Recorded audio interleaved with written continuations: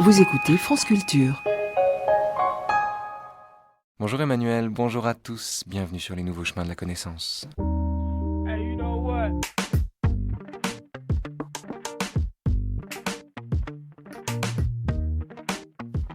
Les nouveaux chemins de la connaissance sont diffusés tous les jours, de 10h à 11h, du lundi au vendredi, et réalisés cette semaine par François Connac, avec Laurent Lepreux à la technique, et préparé par Geneviève Méric, Avril Ventura, Mathilde Unger, Camille Lugan et Adèle Van Rett.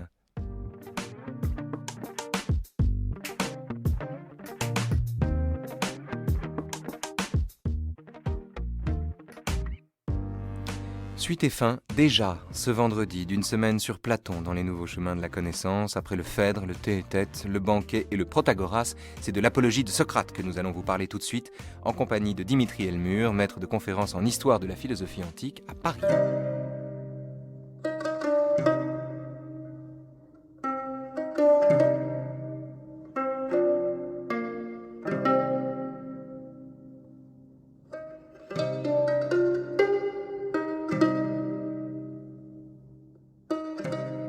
Personne ne sait ce qu'est la mort, ni même si elle ne se trouve pas être pour l'homme le plus grand des biens.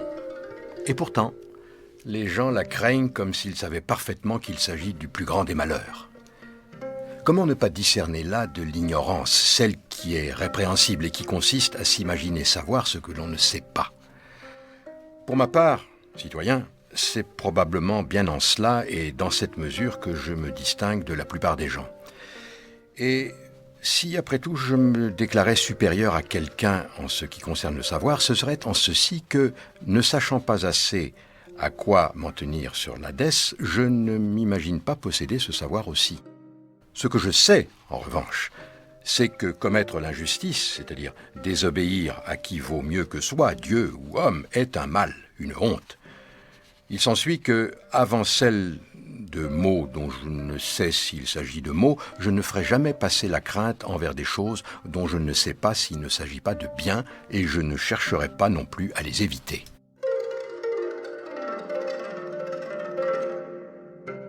Bonjour Dimitri Elmur. Bonjour. Bonjour et bienvenue sur France Culture et sur les nouveaux chemins de la connaissance. On parle de l'apologie de Socrate et on va commencer, on aurait pu commencer par n'importe quel endroit d'ailleurs, de l'apologie de Socrate, du discours que Socrate tient à ses juges, de cette plaidoirie sublime, fondatrice, fondamentale, dont on retrouve les échos aujourd'hui encore, peut-être on aura le temps d'en parler. On part ici d'un moment dans lequel Socrate explique en quoi il ne craint pas la mort. Qu'est-ce en effet que craindre la mort, citoyen, sinon se prétendre en possession d'un savoir que l'on n'a point?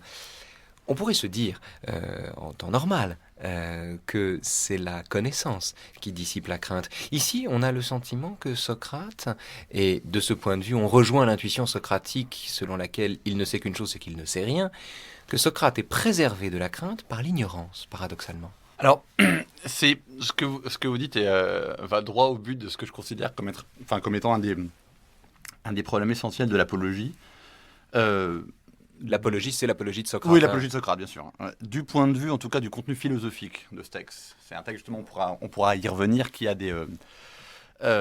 dont la philosophicité, si on peut dire, pose problème et qu'on ne considère pas forcément comme un des dialogues les plus, denses philosophiquement de Platon, et à mon avis, à tort. D'ailleurs, c'est pas un dialogue, lapsus. Mais la question de savoir à quel type de connaissance Socrate se réfère pour dire qu'il n'a pas à craindre la mort est un problème, parce que est-ce que cette connaissance est, comme on le dit souvent, le fait que Socrate sache une seule chose, qui est qu'il ne sache rien. Donc l'inscience socratique. C'est une phrase qui est très problématique, parce qu'en fait, dans les dialogues, on s'aperçoit que Socrate est extrêmement savant. Exactement. Et d'ailleurs, il ne dit jamais que la seule chose qu'il sait, c'est qu'il ne sait rien. Le seul moment où il le dit, c'est dans l'Alcibiade, dialogue qui, selon moi, n'est pas de Platon, et c'est d'ailleurs une des raisons pour penser qu'il n'est pas de Platon. Le Socrate qui dit que la seule chose qu'il sait qu'il ne sait rien, c'est un Socrate construit, c'est un Socrate hellénistique ou académicien. C'est pas le Socrate de Platon. Le Socrate de Platon, il sait énormément de choses. Il sait des choses sur l'amour, il sait des choses sur la philia, il sait des choses sur... La philia, c'est l'amitié. Oui, sur l'amitié, sur pas mal d'autres domaines, et dans l'apologie aussi, d'ailleurs. Donc, la vraie question est de savoir de quel type de savoir Socrate peut se prévaloir dans l'apologie comme dans d'autres passages des dialogues. Et il y a certaines réponses à ça. Il y a certains passages de l'apologie, on aura sûrement le temps d'y revenir, où Socrate explique que le savoir principal, c'est quand même celui de la connaissance du bon et du mauvais, de ce qu'il appelle l'excellence, hein, et que c'est ce savoir-là qui permet de mener une vie, la seule vie digne d'être vécue, c'est-à-dire la vie en philosophant. C'est quand même un savoir positif, ça. C'est quand même un savoir positif. Il y a d'autres éléments du savoir positif chez Socrate. Le moment où il décrit ce qu'est par exemple une cité idéale, le moment où même par le récit mythique, mythologique, on a le sentiment que la nescience socratique ou l'inscience socratique est non seulement une connaissance de la réalité qui l'entoure, mais également de la réalité antédiluvienne, si j'ose dire, qui le précède, comme de l'avenir.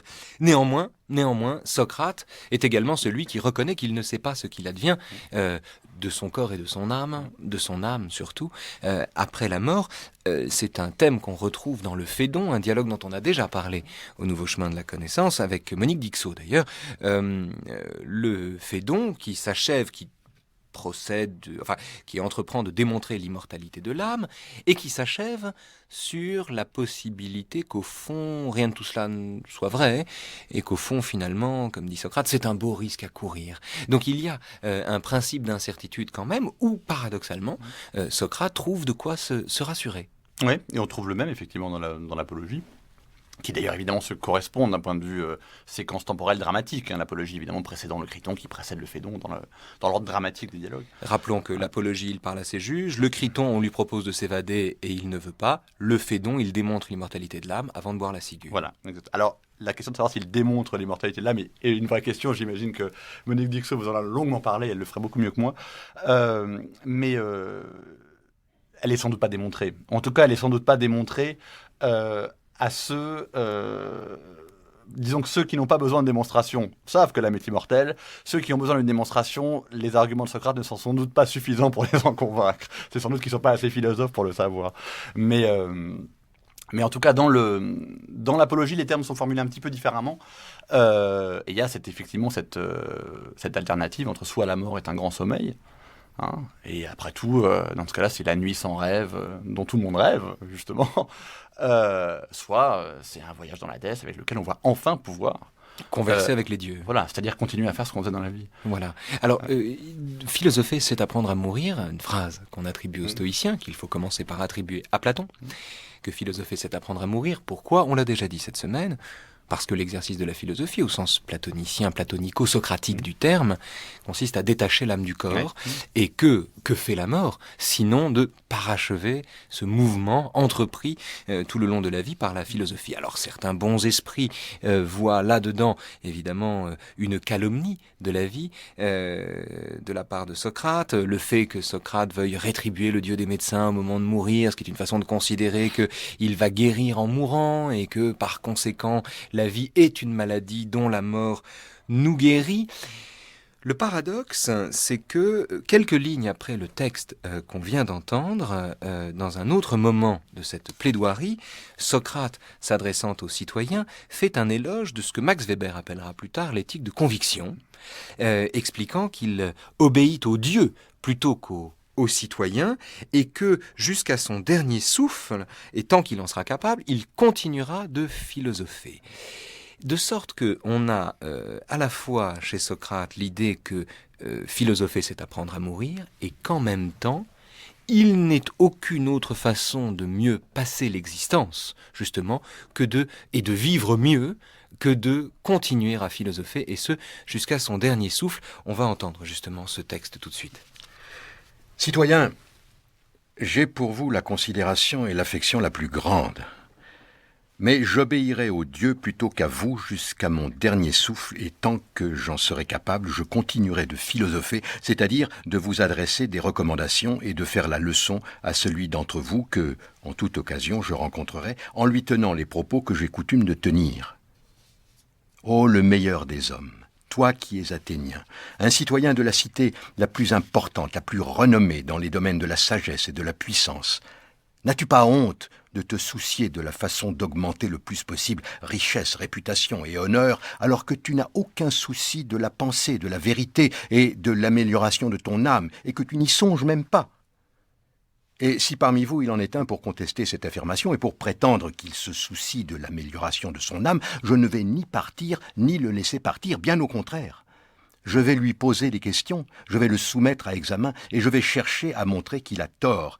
Et s'il ne me semble pas posséder la vertu alors qu'il le prétend, je lui dirai qu'il devrait avoir honte d'attribuer la valeur la plus haute à ce qui en a le moins et de donner moins d'importance à ce qui en a le plus. Avec un jeune homme ou avec un plus vieux, quel que soit celui sur lequel je tomberai, avec quelqu'un d'ailleurs ou avec un habitant d'Athènes, mais surtout avec vous, mes citoyens. Étant donné que par le sang vous m'êtes les plus proches, voilà comment je me comporterai.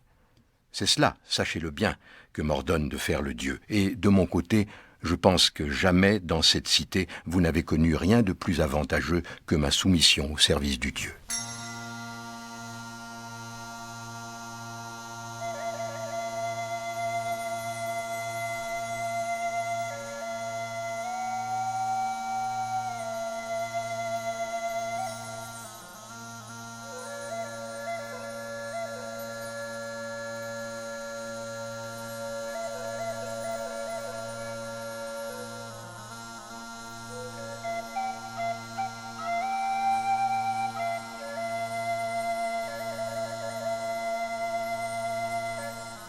Dimitri Elmur, on a vu, quand on a parlé du Phèdre au tout début de cette semaine avec Laetitia Mousse, que paradoxalement, toute liberté, la libre parole de Socrate reposait sur l'art de se soumettre à ce que les muses lui dictaient.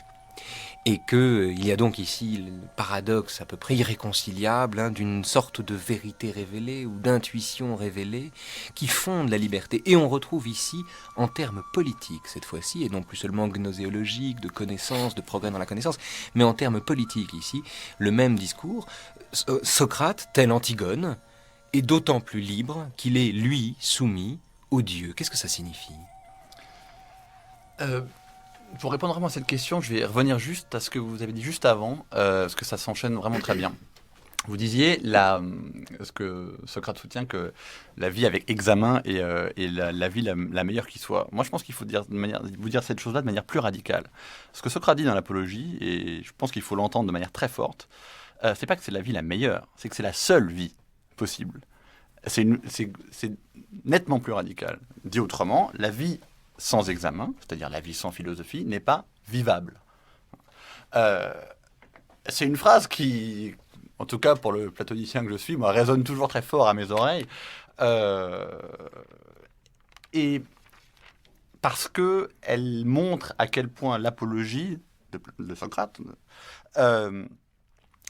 est un dialogue aussi sur l'urgence qu'il y a à philosopher, et l'urgence est d'autant plus forte que Socrate est à quelques heures de mourir, enfin quelques jours en fait de mourir, et qu'il le sait. Oui, c'est un procès perdu d'avance. C'est une cause perdue d'avance. Socrate ne l'ignore pas au moment où il prend la parole. Il y a beaucoup de gens qui pensent qu'il s'est suicidé. On voit beaucoup ça dans la littérature sur l'apologie. Il y a des livres entiers qui ont soutenu cette thèse, comme quoi en fait Socrate... Il tient un discours suicidaire. Oui, c'est-à-dire que en ironisant de la manière dont il ironise, et en demandant à être rétribué en guise de peine, etc., de toute façon, il cherche la mort. Je ne pense pas du tout que ce soit la question.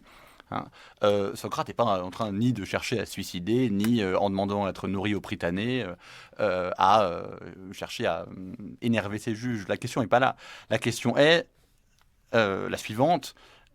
Quelle est la véritable cohérence ? Et la thèse de Socrate et celle de Platon me semble être la suivante. La seule cohérence véritablement cohérente, c'est-à-dire basée sur une vérité, c'est celle que Socrate vit et défend.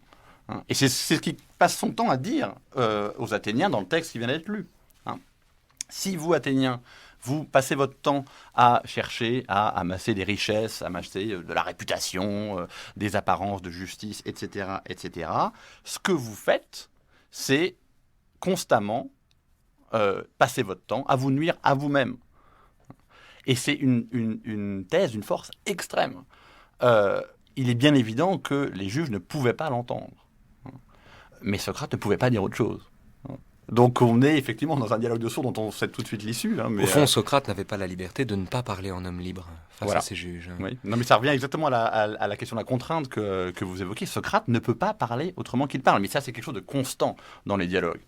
Vous avez Il ne peut pas ne pas être libre. Et il ne peut pas, surtout, parler autrement que de la manière dont il parle. L'exemple paradigmatique, c'est sa confrontation avec Calliclès dans le Gorgias, où il commence à interroger Calliclès en lui disant alors que fait le cordonnier, que fait toutes les analogies socratiques bien connues, et Calliclès lui dit mais enfin bon Socrate, de quoi on parle? On parle pas du bas peuple, on parle pas des artisans, et Socrate lui dit non mais c'est de ça dont on parle justement, et il faut que tu me répondes. Et Calliclès lui dit mais tu peux pas parler sans qu'on te réponde. Ben non.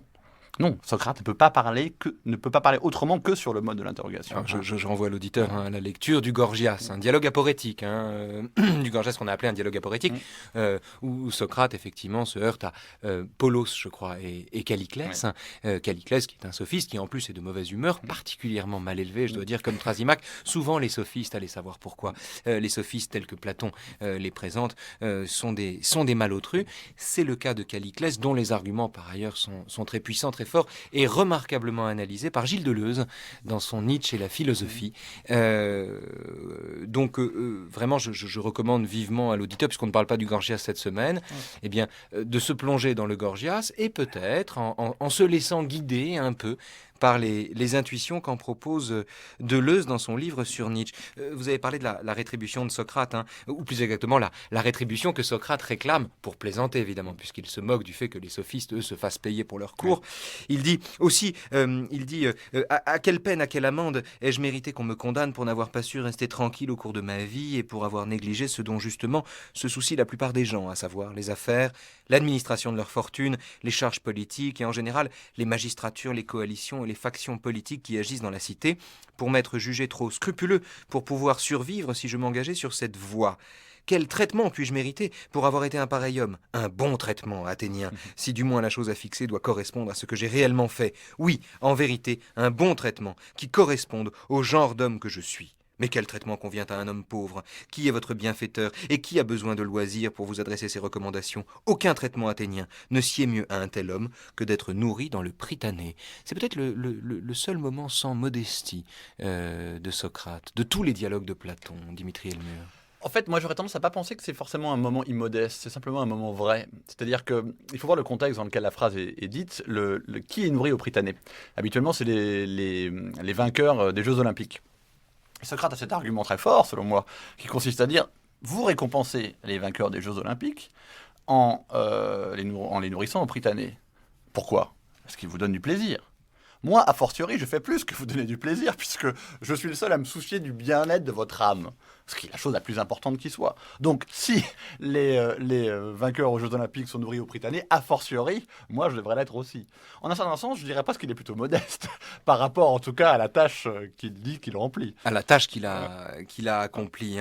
Dans l'apologie de Socrate se trouve un certain nombre de textes paradigmatiques de Socrate, exemplaires de Socrate, qu'on retient quand on a une connaissance vague du personnage. C'est dans l'apologie de Socrate, par exemple, que Socrate se désigne comme un temps, T-A-O-N, c'est-à-dire en somme un empêcheur de dormir, un empêcheur de s'endormir sur l'oreiller de ses certitudes, Dimitri Elmure. Ouais. C'est effectivement ça, et ce qui est absolument fascinant dans l'apologie, par rapport à cette image du temps, c'est que alors, il y a le temps, je glose un tout petit peu, il y a le temps dans l'apologie, mais on pourrait ajouter, par exemple, la torpille dans le Ménon. Il est comparé à un poisson rêve, des poissons qui donnent des électrochocs. Bref, tout ça pour dire qu'il y a un électrochoc socratique. Voilà, l'idée est là. Que ce soit le temps qui pique ou la torpille qui pique, c'est pareil. Cet électrochoc socratique, ce qui est fascinant dans l'apologie, c'est qu'il est présent dans toute l'apologie, dans la discussion que Socrate, dans le discours que Socrate prononce à ses juges, mais il est aussi présent dans ce que Socrate raconte dans ce qu'il raconte qu'il a fait et dans ce qu'il raconte qu'il fera. L'apologie commence et se termine par un voyage. Il y a deux voyages dans l'apologie.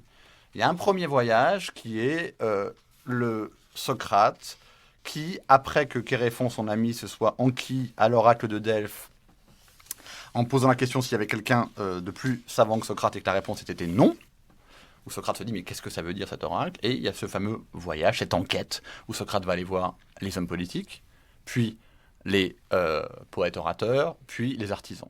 À Et chaque- il s'aperçoit, malgré lui, qu'il est plus savant qu'eux. Voilà. Ou du moins, en tout cas, lui, comme il le dit, il connaît la valeur de son savoir, le peu de valeur que son savoir a par rapport aux autres qui croient qu'ils savent, et qui donc ne désirent pas chercher, puisque c'est ça le point essentiel, évidemment. Mais il y a un autre voyage qui clôt l'apologie. C'est le voyage après la mort, donc la dernière page, où Socrate parle cette fois-ci aux juges qui l'ont acquitté, donc la petite frange de juges qui l'ont acquitté, où il leur dit, quand je serai dans l'Hadès, à supposer que j'y aille, je vais pouvoir continuer à faire exactement ce que je faisais. C'est-à-dire à parler à des gens d'exception, à des dieux, des demi-dieux, des héros qui sont morts injustement, Achille, Palamède, etc. etc. Et ce voyage montre que ce que Socrate a fait dans sa vie, il le fera après la mort tout autant. Ce qui prouve bien d'ailleurs que puisqu'il va aussi examiner les héros morts, les demi-dieux, etc., c'est pas parce qu'on est mort qu'on est savant. L'exigence de philosophie est telle qu'on doit philosopher pendant la vie, mais il faut aussi philosopher après la mort. Oui, j'aimerais pas être à la place d'Ulysse et d'Achille qui croyaient avoir enfin trouvé un peu de repos et qui se retrouvent avec un emmerdeur, finalement, dont il faut assumer les questions. C'est effectivement un emmerdeur. C'est assez drôle quand même d'imaginer ça, oui, c'est d'imaginer vrai, un dialogue post-mortem entre Socrate et Achille, où Achille, tout à sa gloire évidemment, se voit démontrer par Socrate qu'en somme il n'a poursuivi que des fantômes toute sa vie. C'est vrai. Et on pourrait également mettre en perspective l'apologie et d'autres figures qui suivent ça, on l'a déjà évoqué. La postérité de l'apologie tient peut-être à son caractère exemplaire. Par exemple, quand Socrate dit à ses juges « Si vous me condamnez, ça n'est pas à moi, mais à vous-même que vous ferez du tort », c'est un argument qu'on retrouve à peu près partout, par exemple dans la lettre écarlate, par exemple. Il y a des tas d'exemples où effectivement une sentence discrédite d'abord, en particulier dans un régime totalitaire, ceux qui la formulent, ceux qui l'énoncent, ceux qui l'édictent, plutôt que celui qui l'a subie. De façon générale d'ailleurs, l'intuition platonicienne selon laquelle il vaut mieux subir l'injustice que la commettre, qui est une intuition qu'il décline dans l'apologie de Socrate, puisque Socrate est exemplaire de celui qui subit une injustice et qui pourtant, dont le sort pourtant est plus enviable que ceux qui vont continuer leur petite vie après avoir commis cette injustice. Cette intuition est déclinée dans toute l'œuvre de Platon, dans l'apologie de Socrate, et au-delà, c'est véritablement devenu, j'allais dire, une figure d'Épinal de la justice, au sens presque intuitif du terme, tel que chacun peut l'entendre sans en avoir une définition précise. Oui, c'est vrai, il y a cette dimension-là. D'ailleurs, cet aspect-là a poussé certains commentateurs. J'ai un exemple en tête que peut-être pas très lu en France, mais que je trouve intéressant. C'est un livre de Isidore Stone qui s'appelle The Trial of Socrates. Et Isidore Stone, c'est un left-wing, un journaliste gauche américain qui est mort dans les années 80. Journaliste de gauche. Oui. Allez-y. Un journaliste de gauche, absolument. Pas gauche d'ailleurs, politique, et qui à la fin de sa vie a appris le grec et a écrit ce livre sur le procès de Socrate. Sa thèse, qui est fausse mais qui est extrêmement intéressante, c'est que Socrate est allé à la mort, consciemment, donc toujours cette idée un peu du suicide entre guillemets, pour offrir la plus grosse critique qui soit du régime athénien. Et selon lui, les raisons pour lesquelles le régime athénien a voulu mettre Socrate à mort, puisque ça c'est aussi une des questions qu'on peut se poser après tout, qui est assez compliquée, c'est que Socrate avait des affinités très fortes avec l'oligarchie, avec les 30 tyrans qu'on voit apparaître dans les dialogues de Platon, Critias, Charmide, etc. Tous ces bonhommes que la démocratie athénienne a sévèrement punis de leurs exactions pendant quelques années. Mais alors, sans savoir si il se suicide pour discréditer le régime, il faut quand même s'arrêter au fait que Socrate se défend de recourir à tous les artifices qu'un accusé peut avoir pour soutenir sa cause. Il dit j'ai des parents, j'ai aussi des fils, athéniens, 3, dont l'un est déjà un adolescent, tandis que les 2 autres sont de jeunes enfants, et pourtant je ne ferai monter aucun d'eux à cette tribune, et je ne vous prierai pas de m'acquitter par votre vote. Pourquoi ne ferais-je rien de cela? Ce n'est athénien ni par obstination, ni par mépris à votre égard. Que confronté à la mort, je reste ferme ou non, c'est une autre histoire. Mais au regard de notre réputation, la mienne, la vôtre et celle de la cité tout entière, j'estime que ce ne serait pas une bonne chose que d'avoir recours à l'un de ces procédés, à l'âge qui est le mien, et avec le nom que l'on me donne. Est-ce à tort ou à raison? Toujours est-il que c'est une opinion reçue qu'il y a chez Socrate quelque chose qui le distingue de la plupart des hommes. Là encore, on ne peut pas dire que pour une fois, Socrate brille par sa modestie. C'est vrai. Il y a un premier niveau d'intelligibilité du texte qui fait que Socrate dit ouvertement qu'il n'utilisera pas les procédés de la rhétorique conventionnelle de son époque, amener les enfants, faire pleurer les jurés, se lamenter, etc. etc. Très bien, ce qui est d'ailleurs vrai. Hein. Bon. Puisqu'il le dit dès la première page de l'Apologie, le vrai orateur, c'est celui qui dit la vérité. Donc, bon, il va être un vrai orateur, il va dire la vérité. C'est évidemment pas le sens, c'est un sens paradoxal du terme orateur. Bon. Mais il y a un deuxième niveau, qui est celui qui est ressorti à l'écriture de Platon. Il serait absolument faux de penser que, selon moi, que l'Apologie n'est pas un petit bijou de rhétorique judiciaire. Et c'est le cas. C'est-à-dire que si on regarde un peu comment l'Apologie est structurée, comment elle est écrite, c'est Platon a épousé les codes du genre défense judiciaire. Hein. Et d'ailleurs, c'est pas le seul à avoir écrit une apologie de Socrate. Hein. On pourra peut-être en parler un peu, mais il y a Xénophon, et il y en a eu d'autres. On n'en a que 2, nous, mais il y en a eu d'autres. Lysias en a fait une, un certain Théodète aussi. Voilà. Donc il y a eu plein d'apologies de Socrate à son époque. Simplement, quand on compare celle de Xénophon et celle de Platon, sans vouloir diminuer les mérites de celle de Xénophon, qui en a, bon, on n'est pas exactement dans le même registre. Platon a utilisé, subverti et instrumentalisé à des fins philosophiques des codes rhétoriques extrêmement précis. Pour donner un exemple, le premier discours de Socrate, donc c'est-à-dire ça, avant le débat sur la peine et avant la conclusion, donc la plus grosse partie de l'apologie, est structuré selon 5 étapes. Je n'ai pas forcément toutes les étapes en tête, mais en tout cas, il y a un prologue, il y a une réponse aux anciennes accusations, une réponse aux nouvelles accusations, une digression, etc. etc. Autant d'ailleurs d'étapes qui sont des étapes conventionnelles de la rhétorique judiciaire. Et Socrate, et donc du point de vue platonicien, de l'écriture platonicienne, il y a une utilisation de la rhétorique. Évidemment, elle est instrumentalisée à des fins bien précises. Une fois qu'on a dit ça, je pense qu'on a dit à peu près l'essentiel. Mais est-ce que l'essentiel n'est pas également de dire que le procès de Socrate ressemble au procès de Jésus ? Et que, au-delà d'ailleurs, il ressemble au procès de ce Christ sans Dieu qui est Meursault, l'étranger de Camus. Un homme dont il faut rappeler, dans l'étranger de Camus, on a beaucoup parlé de Camus cette année, tant mieux, c'est un homme dont il faut rappeler qu'il meurt parce qu'il n'a jamais dit que la vérité. Alors, il n'y a pas chez Meursault d'ambition, évidemment, d'édifier qui que ce soit. On est bien d'accord, il est étranger. Et par conséquent, il est en un sens spectateur de sa propre métamorphose en bouc émissaire. Donc c'est tout à fait différent, c'est autre chose. Il est moins investi, au fond, dans la vie de la cité. Néanmoins, le Meursault de Camus est un homme qui périt uniquement pour avoir dit la vérité. Il est clair que Socrate meurt pour avoir dit la vérité. Et il meurt même pour une raison plus profonde, qui est pas simplement pour l'avoir dit lors de son procès, pour avoir passé son temps à le faire. Hein. Alors, du coup, ça nous amène un peu à rentrer, si on veut, c'est assez intéressant dans les raisons pour lesquelles Socrate se trouve dans cette situation désespérée. Il y a une première couche de raisons qui est intéressante, qui sont les raisons historiques. Et là, il faut avouer que c'est pas du tout évident de savoir pourquoi Socrate a été condamné. Hein.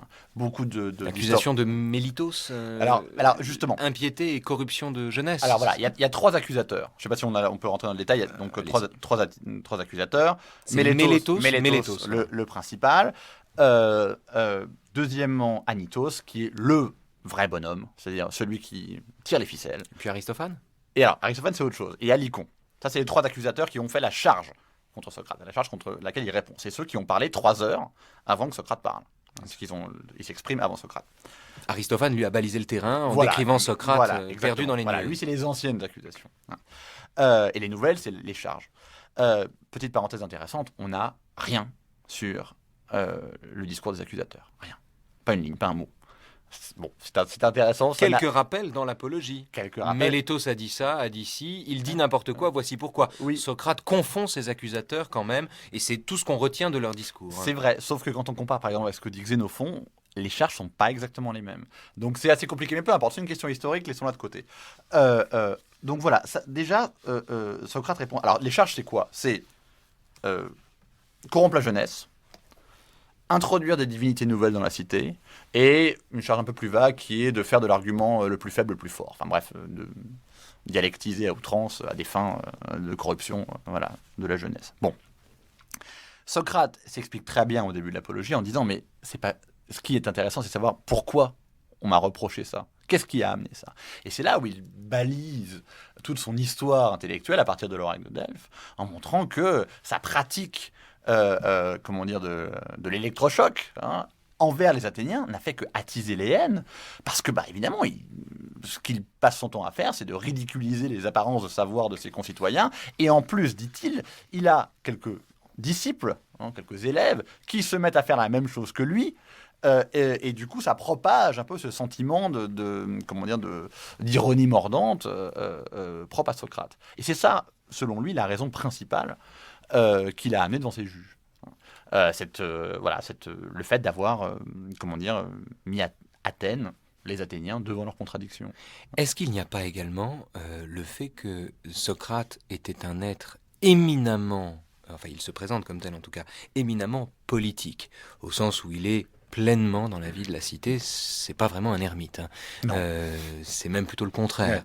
Ouais. Il recherche constamment d'ailleurs des personnes avec qui dialoguer. C'est si vrai par exemple, on a oublié de le dire dans l'émission sur le Théétète, c'est si vrai par exemple que Théétète, je crois, il ne lui dit même pas bonjour, il lui pose d'emblée une question, alors qu'il ne sait pas ce qu'il pense, il ne sait pas etc. Le dialogue commence par Socrate attaque bille en tête tout de suite. C'est une espèce de dialoguiste fou. Il veut dialoguer en permanence. Donc Socrate est un être politique, mais en même temps, il a beau être politique, il ne prend pas fait et cause pour une cause particulière aux dépens d'une autre, sinon peut-être celle de la philosophie. On va voir, tiens d'ailleurs, on va entendre plutôt, et donc par là même voir, puisque c'est la voix de Georges Claes qui donne à voir ce qu'il fait entendre, on va donc voir ce que Socrate entend par le rôle du philosophe dans la cité. Écoutez, voyez. C'est une voix qui, lorsqu'elle se fait entendre, me détourne toujours de ce que je vais faire, mais qui jamais ne me pousse à l'action. Voilà ce qui s'oppose à ce que je me mêle des affaires de la cité. Et c'est là, pour ma part je le crois, une opposition particulièrement heureuse. Car, sachez-le, Athéniens, si j'avais entrepris de me mêler des affaires de la cité, il y a longtemps que je serais mort et que je ne serais plus d'aucune utilité, ni pour vous, ni pour moi-même. Et ne vous mettez pas en colère contre moi, car je vais vous asséner une vérité. Il n'est en effet personne qui puisse rester en vie s'il s'oppose franchement soit à vous, soit à une autre assemblée, et qu'il cherche à empêcher que nombre d'actions injustes et illégales ne soient commises dans la cité. Mais celui qui aspire vraiment à combattre pour la justice, s'il tient à rester en vie si peu de temps que ce soit, doit demeurer un simple particulier et se garder de devenir un homme public.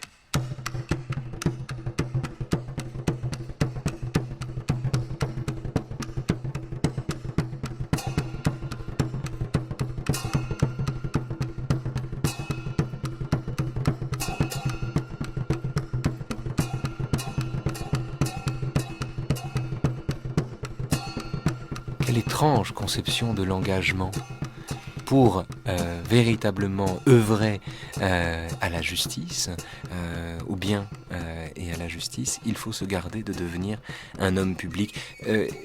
Est-ce qu'il n'y a pas une contradiction là entre le Socrate qui dit cela et, j'allais dire, le Socrate du gouvernement des experts tel qu'il se donne à entendre dans son dialogue avec Glaucon dans la République, ou bien même tout simplement avec l'ambition politique, l'utopie platonicienne d'une cité effectivement régentée selon les normes d'un savoir véritable?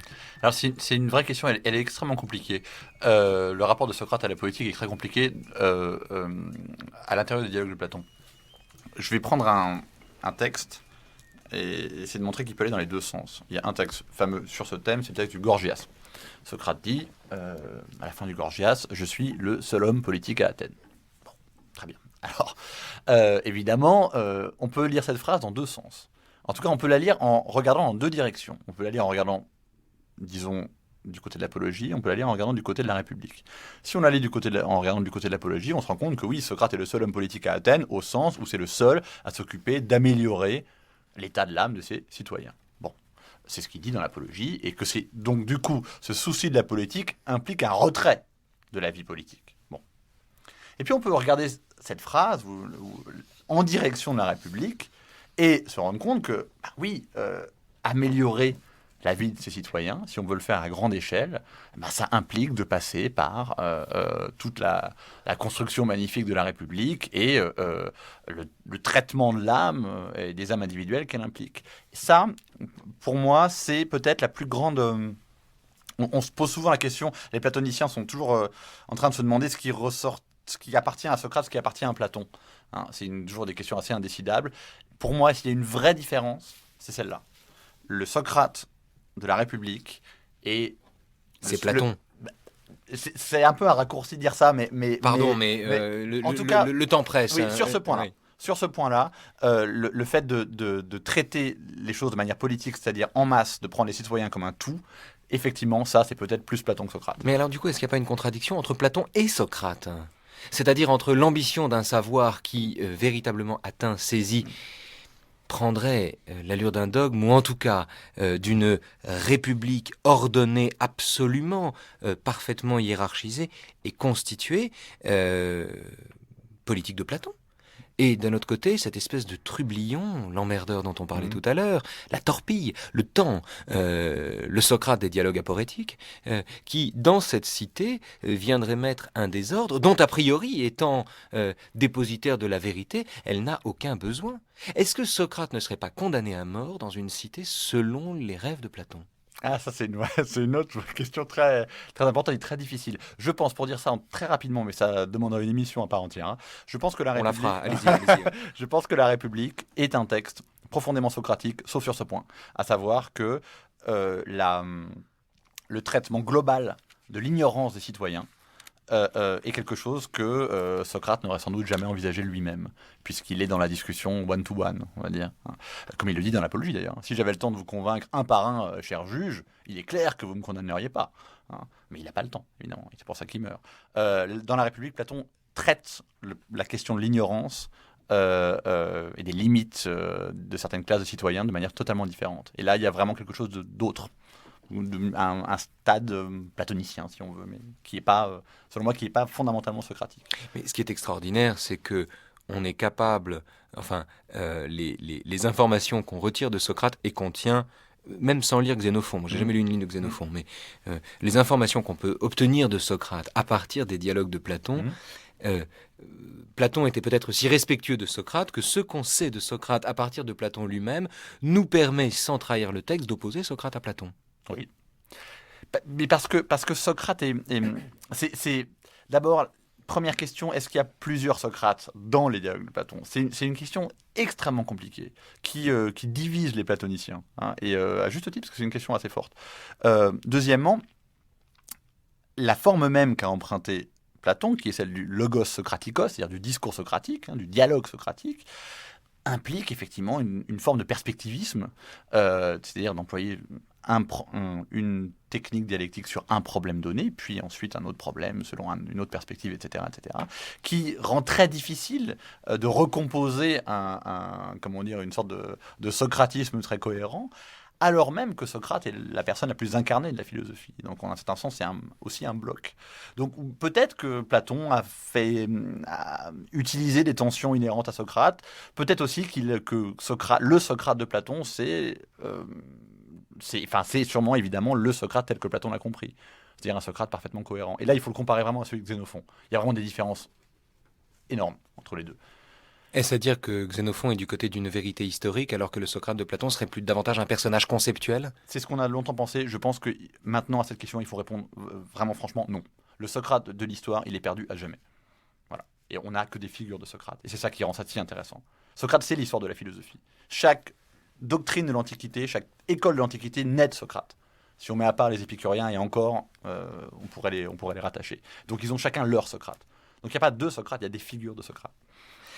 Que signifie-t-il quand il dit souvent au combat, il est évident que l'on échapperait à la mort en jetant ses armes et en demandant grâce à ceux qui vous poursuivent. Dans chaque situation périlleuse, il y a bien des moyens d'échapper à la mort si l'on ose faire et dire n'importe quoi. Mais attention, citoyens, il est moins difficile d'échapper à la mort qu'à la méchanceté. La méchanceté, en effet, court plus vite que la mort. Phrase que je livre à la sagacité de nos auditeurs et que je vous demande de nous expliquer, Dimitri Helmut. Moi, je ne sais pas si j'en suis capable, mais en tout cas, la phrase, d'abord, la phrase est superbe et elle dit très exactement ce qu'elle veut dire, effectivement. De là la difficulté de l'expliquer. Oui, non, évidemment. mais c'est-à-dire que d'abord, la méchanceté est un mal bien plus grave que la mort. Et encore une fois, c'est toujours dans cette extrême cohérence de cette thèse qui consiste à dire que la vie sans examen n'est pas une vie. C'est une vie moins qu'humaine. C'est pas juste une vie moins bonne, c'est une vie moins qu'humaine. Et ça c'est une thèse radicale. Si on ne comprend pas l'exigence et l'urgence qu'il y a à philosopher, alors on prend le risque de mener une vie moins qu'humaine. Et c'est ce que Socrate pense que les Athéniens font. Donc, en un sens, oui, la méchanceté court beaucoup plus vite que la mort. Venons-en, tiens, justement, une vie moins qu'humaine. Il nous reste quelques minutes encore pour en parler. Ce que vous dites, il fait penser, est-ce qu'il y a une anthropologie platonicienne? Est-ce qu'il y a une conception platonicienne de l'humanité? Dans le Protagoras, il y a le mythe de Prométhée. On en a parlé hier. Dans le mythe de Prométhée, il y a la figure... Alors, c'est un mythe qui est raconté par Protagoras, justement. Et il y a la figure d'un homme nu, sans rien, sans chaussures, sans habits, sans rien, enfin un homme tout nu. Figure qui traverse la pensée jusqu'à la Renaissance et même jusqu'à Rousseau, d'une nature humaine dont le propre, qui aurait en propre ou reçu en partage le privilège ou l'infamie de n'avoir pas de nature spécifique. Mais alors on pourrait situer chez Platon l'origine d'une telle conception de l'humanité. Le problème, c'est que c'est Protagoras, c'est-à-dire l'adversaire de Socrate, qui dit cela. Est-ce qu'il y a chez Platon un discours platonicien sur la condition humaine? Oui. Et sans doute que le premier texte qu'il faut envisager pour ça, c'est la caverne. Mais c'est très compliqué parce que la question que vous posez a un aspect plus profond qui est: est-ce que Platon a une conception de la nature humaine? Il faudrait déjà comprendre la conception qu'il a de la nature. Et c'est pas forcément évident. C'est-à-dire que quand il parle de la Fucis, notamment dans la République, c'est la nature. Voilà. C'est toujours assez compliqué. Il la conçoit soit comme une détermination, soit comme une limite. Les concepts sont pas les mêmes. Et en tout cas, pour la question précise de la nature humaine, moi je pense, mais ça c'est une opinion qui m'est tout à fait personnelle, je pense qu'un des textes les plus importants là-dessus, c'est le début du Politique de Platon, c'est-à-dire un texte où Platon nous apprend que nous sommes des bipèdes sans plumes. Et on aura peut-être l'occasion d'en reparler un jour, mais je pense qu'il est parfaitement sérieux. Et je pense que les hommes sont des bipèdes sans plumes. Donc ils ne sont pas des animaux politiques. Est-ce à cette occasion que Diogène, Oui, brandissant... absolument. Elle lui a brandi un poulet. Voilà, il lui a dit: voilà l'homme de Platon. Diogène avait raison.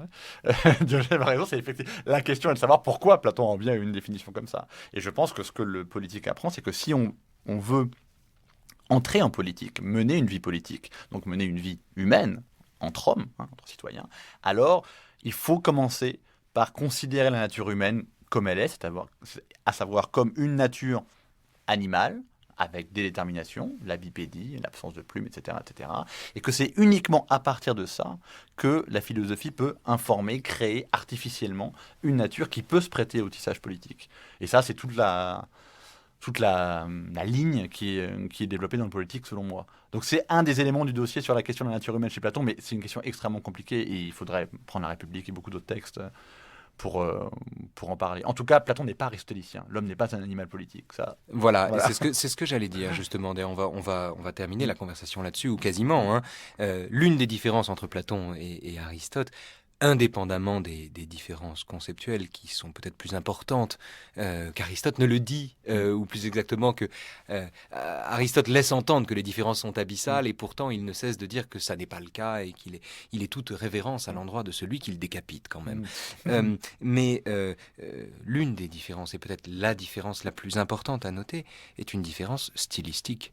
Les dialogues de Platon sont un régal de lecture, les traités d'Aristote le sont, comment dire pudiquement, un peu moins. Et l'un des exemples de ça, c'est que quand Platon parle de bipède sans plume, Aristote parle d'animal politique, Dimitri Elmur. Alors on a perdu les dialogues d'Aristote, évidemment. Et Cicéron nous dit que c'était parmi les plus beaux de l'Antiquité. Donc peut-être qu'on a perdu quelque chose. Après, on peut aussi considérer qu'il y a une sorte de darwinisme des textes littéraires, et que si on les a perdus, c'est que les anciens jugeaient qu'ils étaient moins bons que ceux de Platon, que c'était pas la peine de les garder. Donc on peut élaborer beaucoup de théories là-dessus. Mais en tout cas, moi je pense que sur ce point-là, il y a une vraie différence entre les deux. Et il est clair que Aristote est peut-être plus proche de nous de ce point de vue-là. Je ne dis pas qu'il est forcément plus vrai. À savoir que la perception que Platon a de l'indispensable artificialité du politique et de la nécessité de construire une nature humaine qui soit qui puisse entrer en politique, elle me semble non seulement d'une certaine actualité, mais en plus d'une véritable force philosophique. Pourquoi ça? Parce que je pense que tout ce que montre le politique sur cette question, c'est que tout ce que fait le dialogue, c'est de réfléchir sur les conditions qui peuvent nous permettre justement de mener une vie humaine. Hein, c'est-à-dire une vie avec d'autres hommes dans une communauté politique. Et entrer en communauté, ça c'est quelque chose sur lequel Platon a beaucoup réfléchi et qui, selon lui, n'est pas le fait de tous les hommes.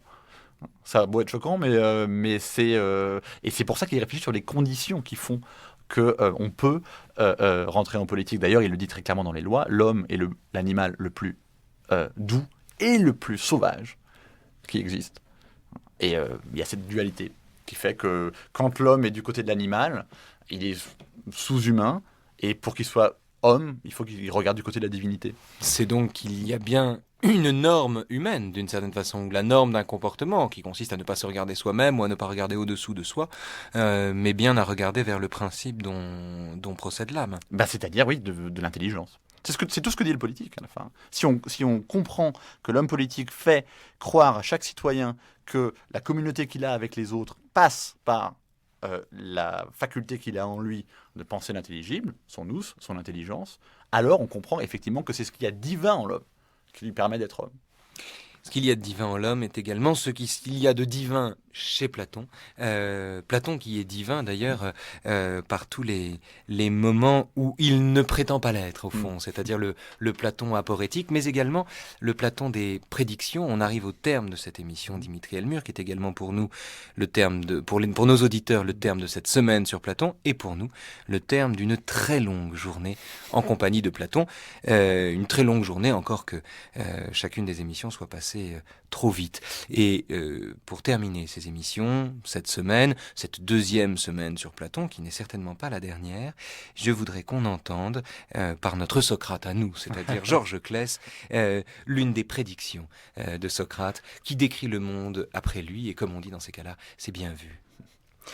Cela étant, j'ai bien envie de faire une prédiction vous concernant, vous dont les votes m'ont condamné.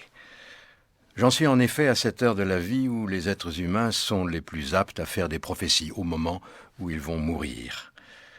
Je vous prédis en effet, citoyens, vous qui m'avez condamné à mort, que vous aurez à subir tout de suite après ma mort un châtiment beaucoup plus pénible par Zeus que celui auquel vous m'avez condamné en me condamnant à mort. En agissant ainsi aujourd'hui, vous avez cru en effet vous libérer de la tâche de justifier votre façon de vivre. Or, c'est tout le contraire qui va vous arriver, je vous le prédis. Il augmentera le nombre de ceux qui vous demanderont de vous justifier et que je m'employais à retenir sans que vous vous en rendiez compte. Et ils seront d'autant plus agressifs qu'ils seront plus jeunes et ils vous irriteront davantage. Car si vous imaginez que c'est en mettant les gens à mort que vous empêcherez qu'on vous reproche de ne pas vivre droitement, vous faites un mauvais calcul. En effet, cette manière de se débarrasser du problème n'est ni particulièrement efficace ni particulièrement honorable. En revanche, la façon la plus élégante et la plus pratique consiste non pas à supprimer les autres, mais à prendre les moyens qui s'imposent pour devenir soi-même le meilleur possible. Voilà ce que j'avais à prédire à ceux de vous qui m'ont condamné par leur vote. Cela fait, je prends congé d'eux.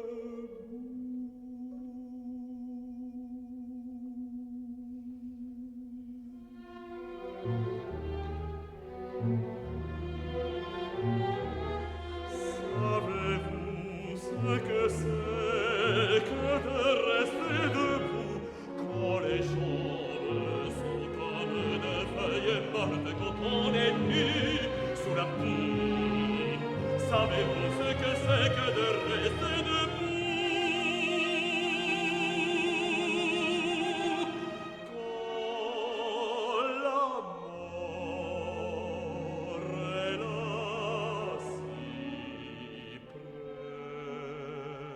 Merci Dimitri Elmur, c'était passionnant de clore avec vous cette semaine sur le grand Platon et l'apologie de Socrate, ou la plus belle défaite victorieuse de l'histoire des idées, un texte exemplaire de la façon dont un homme prend le dessus sur les ânes qui le bâillonnent.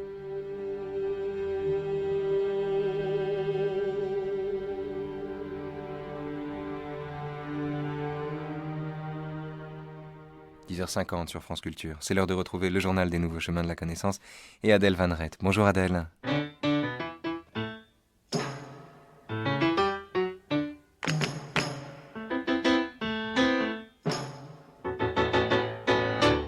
Bonjour à tous, cette semaine sur Platon s'achève et c'est aussi la fin de notre série d'entretiens avec Peter Sloterdijk, qui est avec nous depuis lundi et qui nous raconte, comme un conte philosophique, comme un roman philosophique, l'histoire de la constitution et la dissolution des sphères, des boules et des globes dans sa trilogie Sphères, dont on trouve en ce moment le second volume Globe qui vient d'être traduit et qu'on trouve aux éditions Marencel. Bonjour Peter Sloterdijk. Bonjour Madame Van Rett. On est resté hier sur cette idée de l'importance de la solidarité comme recours qu'a l'être humain pour faire face à cette absence de transcendance qui lui apportait un sens, pour faire face à cette dissolution ou implosion de la sphère 1, avec un U majuscule, dont il est spectateur et dont il est peut-être nostalgique aussi. Alors, cette forme de solidarité dont vous parliez, comment faut-il la comprendre? Est-ce que ça veut dire que chaque sphère humaine doit entrer en contact l'une avec l'autre pour créer ce que vous appelez la solidarité, qui serait une forme de sphère supérieure? Est-ce qu'on peut comprendre ça comme ça? Est-ce que la solidarité crée une sphère supérieure dans laquelle chaque être humain, chaque bulle, chaque sphère vient habiter et créer des liens entre elles? Oui, la solidarité était un premier concept pour exprimer une idée qui cherche encore son expression adéquate. Je viens de proposer un nouveau terme pour exprimer cette idée. Cela s'appelle la co-immunité. Le solidarisme était une sorte de première approche vers cette idée. Dans l'idée de la solidarité se cache un élément qui a une affinité profonde avec le geste primitif de la première philosophie, c'est-à-dire il y a un mouvement de transcendance vers l'altérité. On ne connaît que quelques individus, mes amis, mes adversaires, mes proches, mes collègues. Et ce que je fais en concevant l'idée de solidarité, c'est un mouvement mental pour compléter ce groupe jusqu'à la limite d'une totalité humaine que nous appelons société ou peuple ou civilisation, qui intègre tous les autres que je ne vois pas. Et c'est précisément au niveau de la pensée de la société le complément ou une idée analogue de ce que les premiers philosophes ont fait. Quand vous parlez des premiers philosophes, c'est les philosophes pré-métaphysiciens Non, Platon, et les suites. D'accord. C'est-à-dire, ils ont compris que l'expérience ne suffit jamais. Nous regardons autour de nous et nous avons compris que tout ce que nous voyons n'est pas le monde, mais le monde est l'intégrale de ce que nous voyons et de ce que nous ne voyons pas. Parce qu'on a compris que l'horizon n'est pas réel, et qu'il bouge avec celui qui se promène. Donc l'horizon se déplace et l'intelligence primitive de l'homme consistait précisément en cette opération de garder en mémoire la virtualité de l'horizon. Donc on comprend que ça continue derrière l'horizon.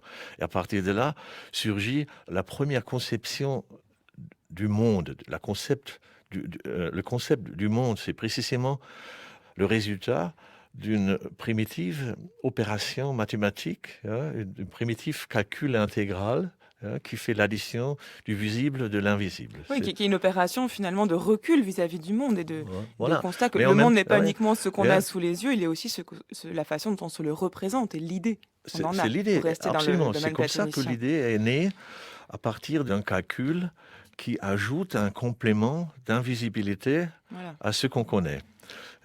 Et à partir de là, on fait un saut vers la totalité. Donc, pour penser, il faut toujours sauter. Et le cercle est la forme du saut dans le tout. Et comme ça, regarder le ciel ne nous montre que la moitié du ciel. Nous ajoutons le reste. Et c'est une sorte de mathématique immunitaire primitive qui nous permet de concevoir une totalité que nous n'avons jamais vue, mais dont nous portons l'archétype en nous. Et il reste seulement à décider si cet archétype préexiste à notre opération intellectuelle ou s'il est créé par cette Donc opération. ce que vous décrivez là, ce sont les opérations par lesquelles il faut passer pour donner au concept de solidarité tout son sens. Oui, et ça ressemble un peu à la situation d'un individu moderne face au fait que maintenant nous savons que les autres sont malheureusement un peu partout. Hein. Il existe 1,3 milliard de Chinois. Donc Pourquoi malheureusement malheureusement parce que nous avons perdu l'innocence de l'ignorance. Hein. Il y a 100 ans, on pouvait ignorer en toute innocence la majorité de l'humanité et on pouvait s'occuper de ses prochains.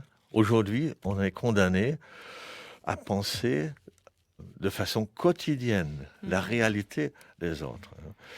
Et comme l'être humain est par son design socio-biologique un être conçu pour la coexistence avec une trentaine ou 50aine de personnes, ce que nous avons devant nous, c'est vraiment l'âge de l'humanité. Et c'est l'âge du malheur d'avoir à apprendre à coexister avec la totalité des autres.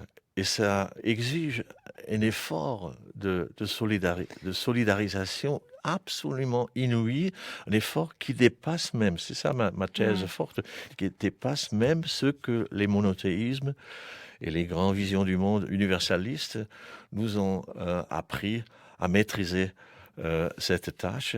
Même cela ne suffit pas encore. Il faut aller encore plus loin et pour reformuler l'art de la coexistence dans la totalité d'une humanité concrète. Ce sera les mots de la fin. Merci beaucoup Peter Sloterdijk. On a passé toute cette semaine à votre compagnie. C'était un régal de vous écouter puisque vous vous donnez bien l'image de la façon dont vous écrivez avec beaucoup de métaphores. Vous écrivez comme on peut écrire un roman. C'est passionnant. Donc je conseille vivement la lecture de cette trilogie Sphère dont on trouve 3 volumes traduits en français. Ils font chacun 700 pages. C'est énorme et ça vaut vraiment le coup de s'y plonger. Et donc je signale la parution du 2e tome de cette trilogie, Globe, qu'on trouve aux éditions Marencel et qui est dans une très bonne traduction d'Olivier Manoni. Merci beaucoup Peter Sloterdijk.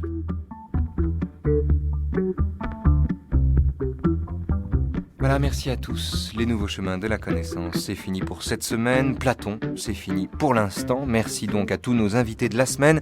Laetitia Mouze, Anne Merker, Marwan Rached, Marc-Antoine Gavret et Dimitri Elmur. Une semaine en forme de journée pour nous, puisque les 5 émissions que vous avez pu entendre cette semaine, et dont, je le rappelle, le téléchargement est disponible sur notre site internet, ont été toutes enregistrées en une seule, très longue journée, le vendredi 19 février 2010, dans l'innommable studio 132 de la Maison de Radio France.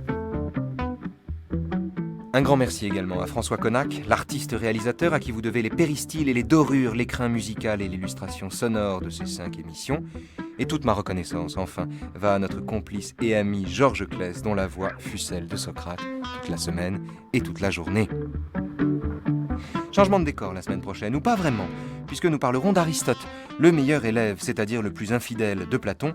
Aristote est si brillant que Platon lui-même le surnomme l'intelligence, mais on rémunère mal son maître quand on en reste toujours l'élève, et Aristote, reprenant un mot que Platon destinait lui-même à Homère, exécute symboliquement son père spirituel en déclarant à son sujet, au début de l'éthique à Nicomaque, que si l'amitié et la vérité lui sont chères l'une et l'autre, il doit néanmoins préférer la seconde à la première, ce qu'il a peut-être tort de penser, mais qu'il a eu raison de faire, car de ce parricide, vous verrez, a surgi l'une des philosophies les plus subtiles qui soient.